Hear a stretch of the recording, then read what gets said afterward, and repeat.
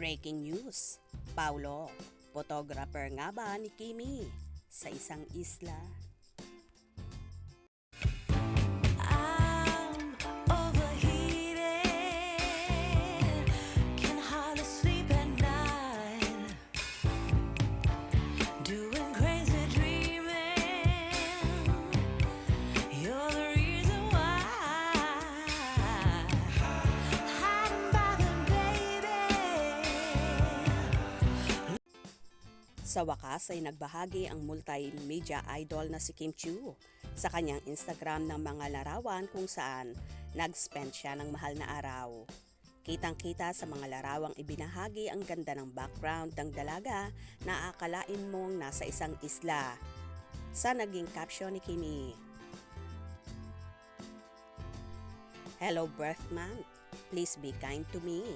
Have a great week ahead everyone." At agad-agad naman sumagot dito ang BFF ni Kimi na si Angelica Panganiban at sinabi, "Balita ko, bongga party mo."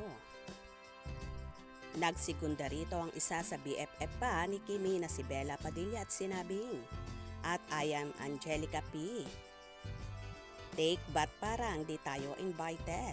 Magi-gate crush ba tayo at Chinita Princess?" Napakomento rin si Victoria Vicky Bello, "So kind na nga. You look so young and sexy."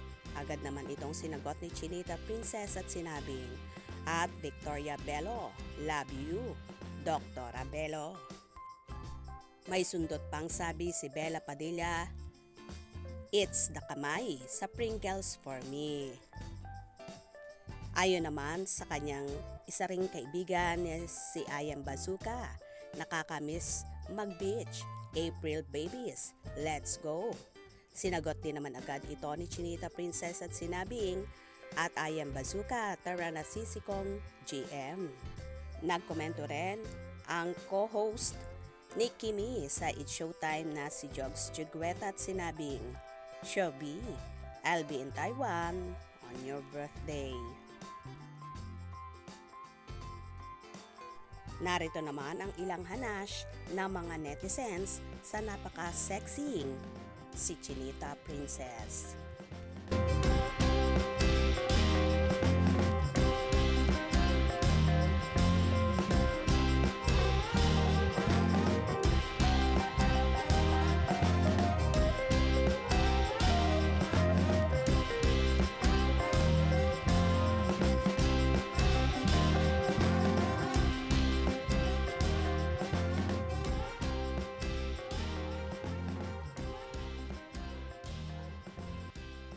Samantala, hinihinala namang ang kapamilya actor na si Paulo Abilino ang naging photographer ni Kim sa napaka-sexing mga larawan na yon. Ngayon lang kasi hindi naglagay ng lugar si Kimi kung saan ito naroroon noong Holy Week. Pero makikita mo naman ang ganda ng beach na parabang nasa Balesen Island ang dalaga. Kasama nga ba si Paulo sa naturang isla na yon? Tila nagiging pribado na rin si Kimi sa mga ginagawa niya ngayon, lalo na nga sa mga bakasyon na ganito na hindi naman niya dating ginagawa ito. Dahil very open ang dalaga sa mga ginagawa niya at kung saan siya nagpupuntang mga lugar. Pero now, napaka-private na ng dalaga. Bakit kaya? Gusto ba nilang maging pribado? At low-key lang ni Paulo pagdating sa kanilang relasyon? Pilit pa nga ba nilang itinatago sa publiko ang lahat? Well, baka naman sa getting to know each other pa lang ang timpaw.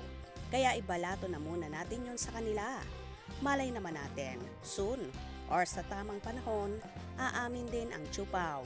Kaya wait lang tayo at huwag mainip. Kaya naman tumuto at huwag na huwag pahuhuli sa mga maiinit na kaganapan. Anong inyong magiging reaction sa bidyong ito? Comment below.